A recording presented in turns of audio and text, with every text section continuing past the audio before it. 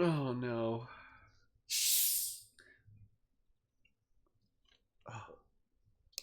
Oh. There we go. Got our drinks. Just some well bevies. Yep. So definitely right after we stop recording, I'm gonna ask for a glass of ice. Took one sip. Get that. Well, this is our room temperature drink. Yeah, right? it's been sitting out since you got here. Well, I also had it in my cup holder, in my car. Okay. And you know where my cup holder is? Oh, right by the vent. Yeah. So like I had it. Like this was a warm beverage. Ew. Which was actually really nice because that meant while I was walking to your apartment, It was nice I was to hold holding on to this warm I see. bottle, and I'm like, wait a minute, I'm a genius. I made my own hot drink in the car. Right. Also, hello everyone, Howdy. and welcome back to Khemia. Khemia. Featuring Adastra, I guess. We're still on Adastra. Yeah. I'm starting to believe this takes place on Adastra. I'm thinking so, considering we're still here. We're very much still here. How have we not left yet?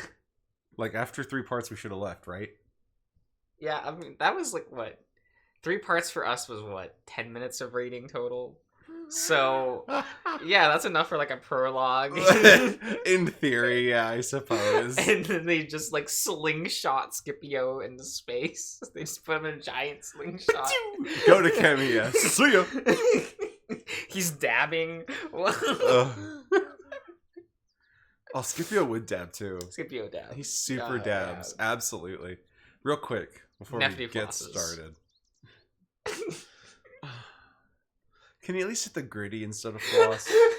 I'd much rather him be hitting the gritty. I'm gonna do the gritty. That'd be, yeah, that's fine. Amicus can floss for us. Amicus is the flosser. Yeah, Amicus can floss. I don't know about how floss it looks like magic when people do it to me. It's annoying. I don't understand the hip and the arm movements. It makes sense in theory, but making your limbs do it is tough.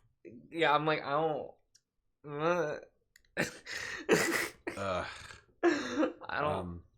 Real quick. Yeah. So, do you know if Issa plays Street Fighter 2?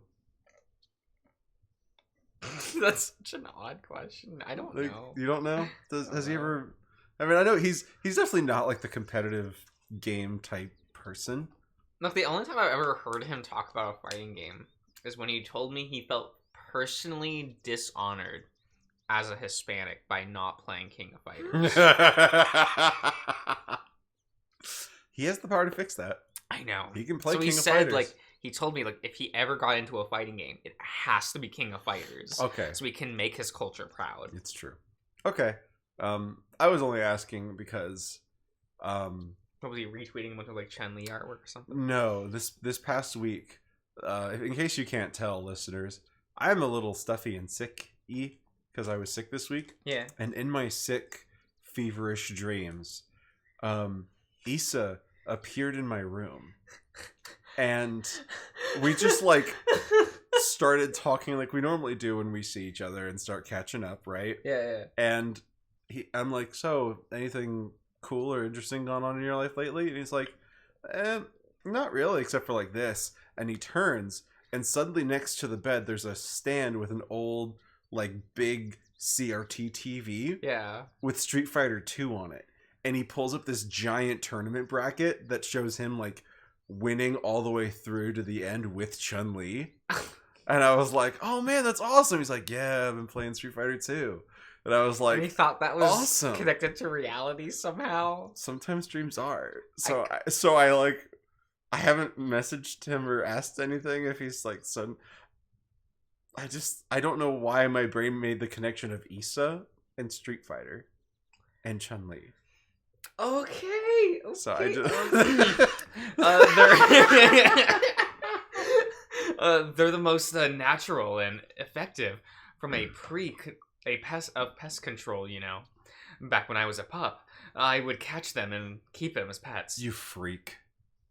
Skippy friend. Skippy boy. Skippy. Skippy-chan. Skippy-chan. Skippy-chan.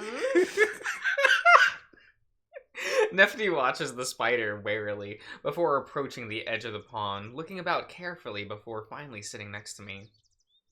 Cultural differences, I suppose. I think back to my studies of Khemia wildlife, of the many dangerous and extremely venomous creatures Ooh. that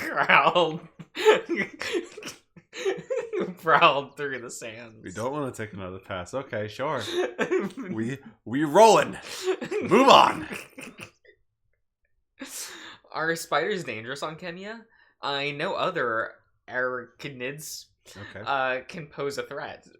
Scorpions, I think they're called. The creatures with the incredible stinging tails.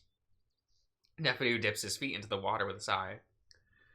Incredibly painful stinging tails. Even on this planet, I shake out my clothing and bedding. It became a habit ever after an incident with one of my loincloths during my youth. Oh. I will only say that I would prefer to be kicked in the groin by a Pugnu champion. Then your fear of arachnids is completely reasonable. Amicus would say otherwise. I'm glad to know there's a wolf that's more understanding. Now, you wanted to confide in me about something. Our light-hearted conversation becomes heavy once more, and I sigh, wondering the best approach. A quick one, I think. And nephew, I've come to enjoy your company over the past year, and especially the past week. I feel that we are becoming true friends. Oh, woven friends. I know we are already friends by Khemia standards. What can I say? You make great conversation. Thank you. But I do feel that because of that, I should tell you some things about myself that could be important, so I want to explain what happened last night. So do you think he has better conversations with Skippy-chan than he did with Marco? Oh, absolutely. I think Nephew is like a Marco broke. Like Skippy-chan is like an educated individual. We saw his glasses. We saw his glasses. We see his muscles. Yeah. Marco? No. No. Let's be real. Let's be for real right now. Yeah. Absolutely not. I see. I will let you speak without interruptions then. Well, then not much to say. Simply that I had I had a terrible experience 3 years ago during Kato's riots. Some wolves decided to target the university. Hey, you were right. It was during the riot that he watched some debauchery happen. Mm-hmm. They stormed our dormitories and attacked students in facilities. I was caught and humiliated in various ways, and then beaten. I look at Nephew's reflection, but he only looks at me with a stoic face. What I experienced was mild compared to others. I witnessed many terrible things. This all left an impression on my mind, a sort of... I furrow my brows, trying to think of the right word to describe it. Like an ache, but in my mind, one that I have mostly been able to overcome. But the events of the den, it irritated that ache a bit. The reaction you saw from me, that was why. Being awoken suddenly, then witnessing that happen, it left me unprepared. But I am prepared now, and I doubt the ache will return. I just wanted to explain to you as a friend. Though it's something I only tell friends, so I hope you can keep it between us. I wait for a moment, already somewhat happy with my tactics in explaining this to him. But he stays quiet. Anxiety ripples up in a place below my diaphragm. I look up at Nephew, though he's no longer looking at me. Cool. Ooh. Oh. This is cute. What the? I like this lighting. Oh, it's in the reflection. Yeah. I like this a lot. Oh. Very good. Okay. I hope I was able to make sense. My mind is not broken. I understand what is real. It's more like a glitch that can be easily patched. More silence. My heart sinks. Damn it. I should have known. Why was I so hopeful initially? Neferu is a Khemian. He knows when something is inefficient and won't hesitate to replace it. That's what I am. I was being selfish, trying to stay on the mission. I suppose you're upset with me. I mumbled dejectedly, feeling myself wanting to cry. I keep myself from doing so, partially by biting my cheeks and keeping the corners of my mouth from tilting downward, something have done since my earliest memories. It seems to help for whatever reason. Neferu finally looks to me. Scipio. Yes? I keep my voice light and attentive. I am upset, but not with you. I am frustrated with many things. I suppose I'm upset with Adastra as a whole. The Jackal's voice is heavy and distant. Adastra? I know that you know this, but the catalyst of those riots involved me to an extent. Of course I do. I'm still surprised that he's talking about this. No one talks about it, not in the 2 years I've been involved in the mission, so I assumed it would never be discussed. I clear my throat. I do know, yes. When I was kneeling in the amphitheater, certain my life was about to end, I was at peace. In fact, you might even say that I was willing to die, especially at that time. Neferu trails his paw through the water again. Okay. But then, I was saved by a friend. Shortly afterwards, I witnessed his neck being slashed instead. At the moment, he was leaning against me. I saw his neck in detail. Then I got to witness his final moments with his lover. I continue to listen, keeping my expression attentive, though I know the full story, and am confused as to why he's bringing it up. The human sacrifice saved Amicus's rule and Neferu's life. So is Marco dead? Fucking lit. We got the good ending. Yeah, we did. The first one that we got. Yeah. The true ending, some might say. It really is. I would have thought of it as an intensely a joyous moment for the Jackal. He was very brave. Neferu is quiet for a moment, still playing with the water. Yes, though he'd deny it and tell you that he simply never knows what he's doing and only goes with the flow, or something along those lines. I frown a bit, even more confused. Anyway, I tell you this because that experience changed something within me. I don't believe that I ever feared death until that very moment, when I was right next to it. For the first time, I watched a sapient, a friend, transition from existence to nothing.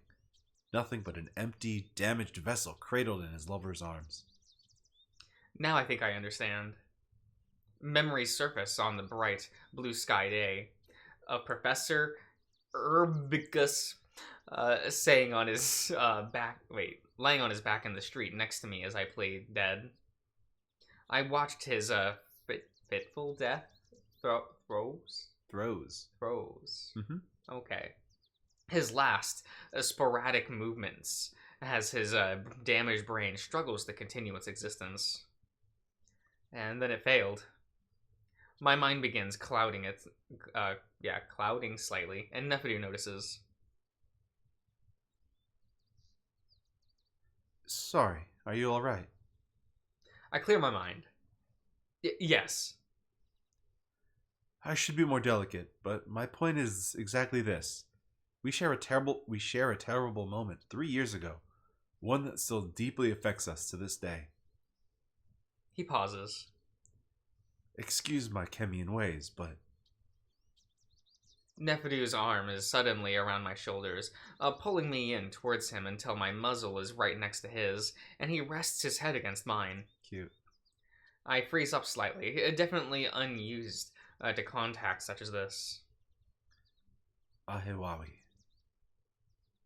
I hear Neferu's voice, unfiltered by my lingua for the first time, and of course he speaks perfect, beautiful Khemian. That is our word for it. Old pain. I know that wolves do not, which makes this all the more frustrating. Here, you are expected to face inner turmoil alone. This upsets me. I relax a bit, then lean into... Oh god, excuse me. Lean into Neferu more. Partially because I'm happy to be part of anything Khemia. Yeah, anything Khemia. And also because this is actually comforting. I understand what Neferu is telling me now. I never expected this, the son of the pharaoh, to struggle with ache like I do. So understand that you don't have to hide your struggles from me. I would rather help you manage them.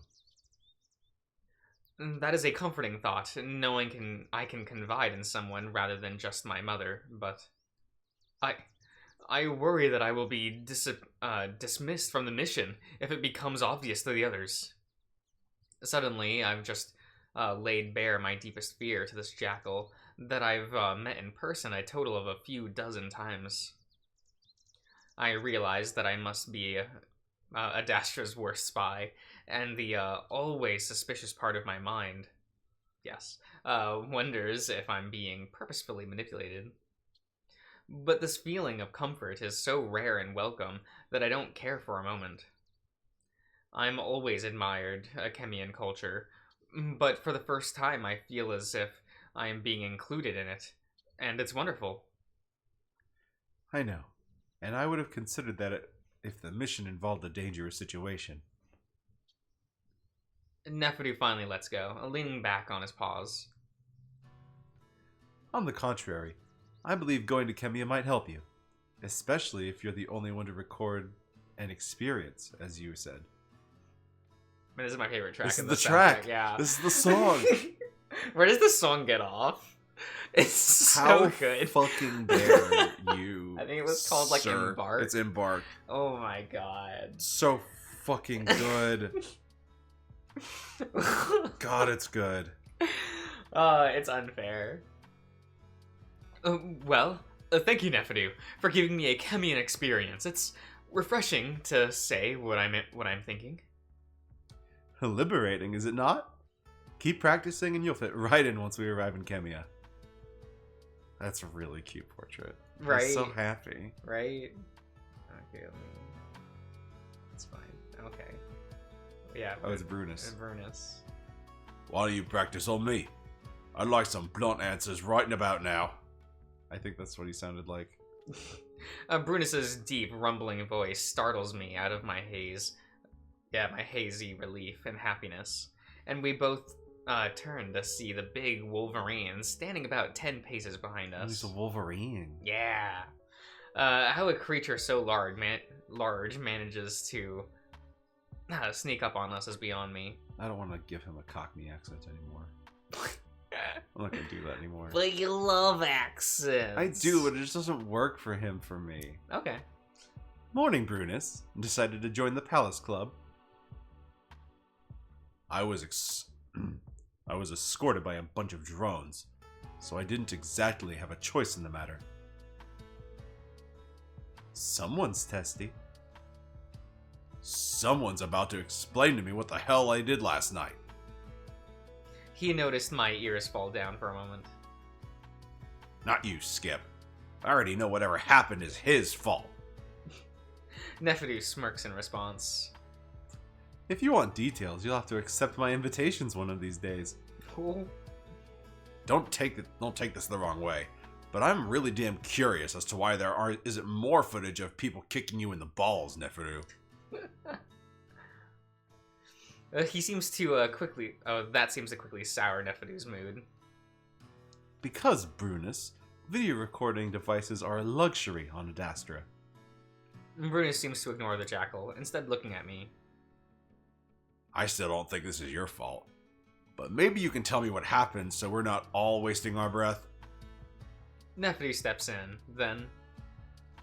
Someone attempted to attack us, likely someone from one of the separatists groups.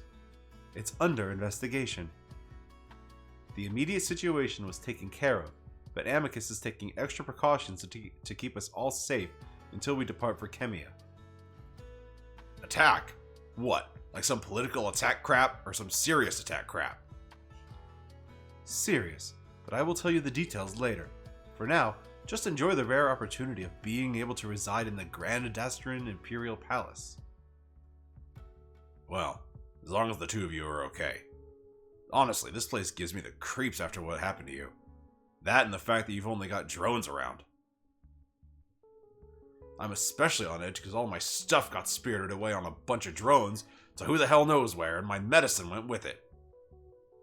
The big Wolverine takes out his odd little pipe, the one that gave him the herbal smell I recognize him by, though no smoke came out of it. I do like his little pipe. His little pipe. It's really cute. I mean, only if he chopped these off. Yeah, you're not a huge fan of the mullet. I am not a big fan of this. There's a character in Remember the Flowers that does the same thing, but it wasn't up front. He always wore his hair in a ponytail. Uh-huh.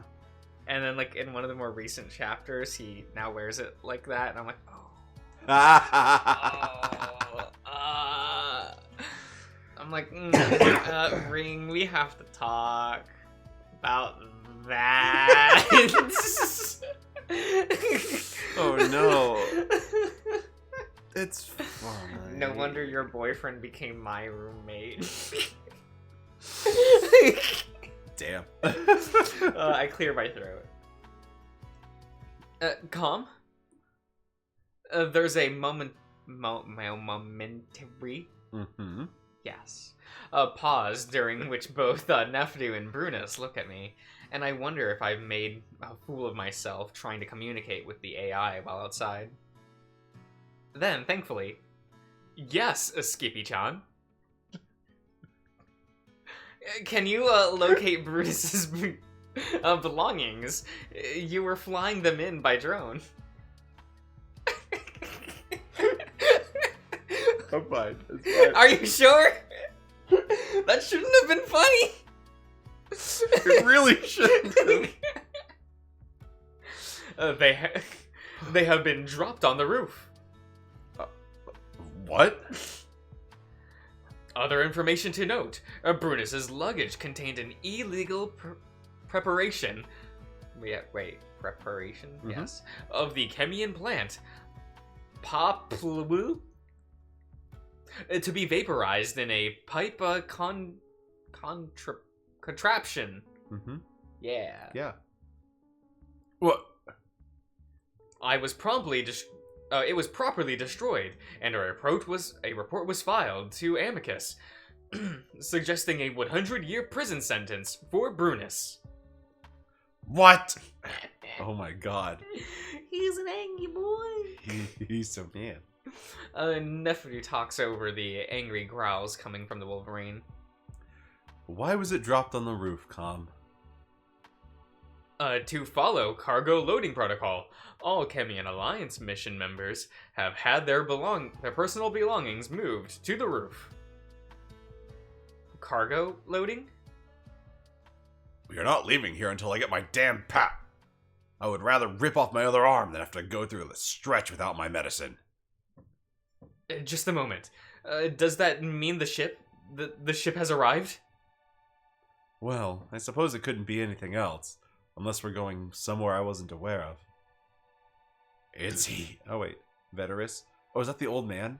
Oh, which one was Veterus? Sure. It's here!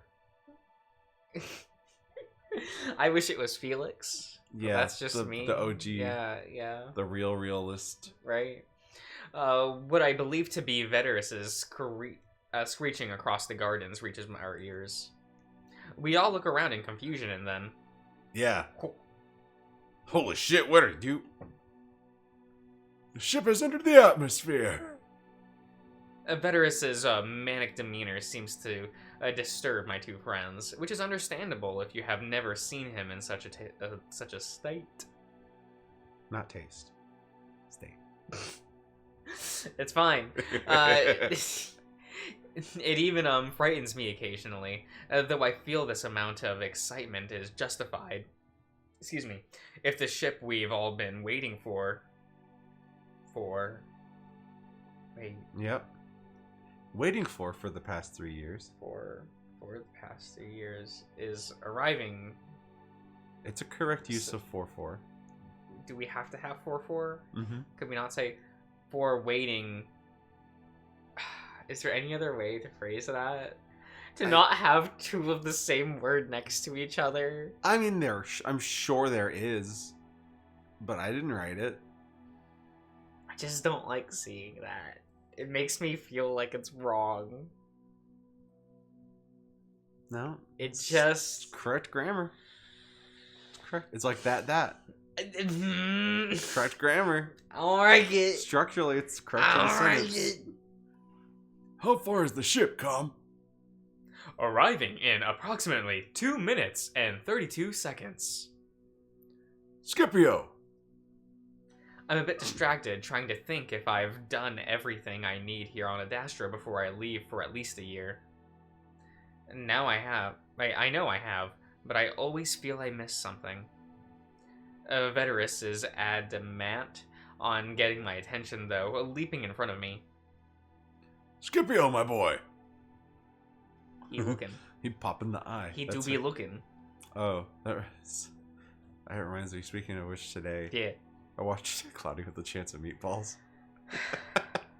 It's really good. It's actually a good movie. No, Josh, it's actually a good Not make movie. your point. Nothing. That's it. It's a good. That's it. I just wanted to talk about it because it's a good movie. Because he raises his eyebrows that are usually covering his face like the dad. Yeah. There's the whole scene where he's like, "Look me in the eye, son." And then the eyebrow. Always good. No, it's a great movie. I said that I watch that movie and I laugh at it. Yeah. Like, genuinely with my whole chest. Yeah. It's really good. You know what my favorite joke is? What's that? I love strawberry. It's a good joke. It's a great joke, even. I love strawberry. The only kid in the strawberry ice cream pile. That's me. It's always been me. I've always been the one kid that likes the strawberry. Chocolate ice cream, y'all can keep it. Yeah, I will. I will take the strawberry ice cream. I don't dislike strawberry ice cream. I just have to want it.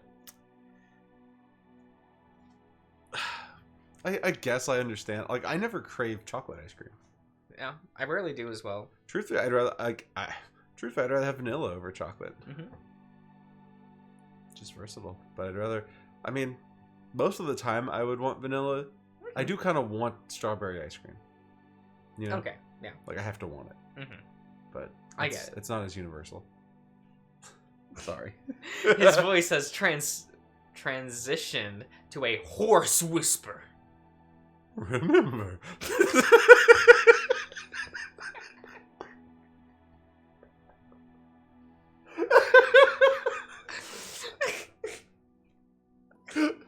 Darren. You said horse. Darren, I'm gonna kill you. You said a horse whisper. Remember this moment. Cherish this moment. Yeah. Oh. Then he yanks me down to a kneeling position before grabbing my head rather roughly and tilting it toward the sky. Behold, your first view of Khemian tech. Let it inspire you, Scipio. This is what Adastra can be. Are we gonna get to see it? Oh. At first, I didn't understand the significance of the ship. Veterus's excitement did seem to be a bit overblown, even for him. It descended in a quiet, controlled manner as the sun made the metal gleam. I did not think that it was all that different from Adastran ships. Indeed, it appeared a bit more smooth in its architecture, and it was definitely larger than any I'd seen before. But it was simply that, a different version of what I had seen in the past. However, as if we waited on the roof for takeoff preparations to be made, I finally realized why this was so significant. This isn't parental tech. This is Khemian tech. Unlike the many ships that fly through the air above the capital, it was not gifted by the parents of the Khemians. This was built by the Chemians themselves, by engineers that were not only knowledgeable in how to fix ship components that were broken down, but how to actually build them. And when taking that into consideration, it is certainly impressive. Canyons are better than Adastrians. Right? It's just facts. Now, where's the planet of bears? They mentioned that in Adastra. There's a planet of bears. Is that going to be the next tigers? spin-off? I hope so. I've known this to be the case since studying Khemian history and culture, but for some reason it's hard for me to comprehend. It even frightens me a bit as I climb above the sibling built craft, even though it appears more comfortable and even more stable than machinery built by the parents. This sense of awe and reverence comes to a sudden end, however, as we board and walk through the corridor. Can we see it? Well, the build up in the full version of the game. That's when I happen to peer out the window. I'm looking out over the lake, a rather pleasant view before suddenly the view zooms backwards. It happened so fast that I go from seeing the Imperial Gardens to seeing what I realize is the entirety of the moon all over the course of just a few seconds. Okay, now we finally see. We see some interior, but we will be ending the part here. Oh, everyone. This curved hallway. What if it's shaped like the Millennium Falcon? We're ending the part here, everyone. We will see you around.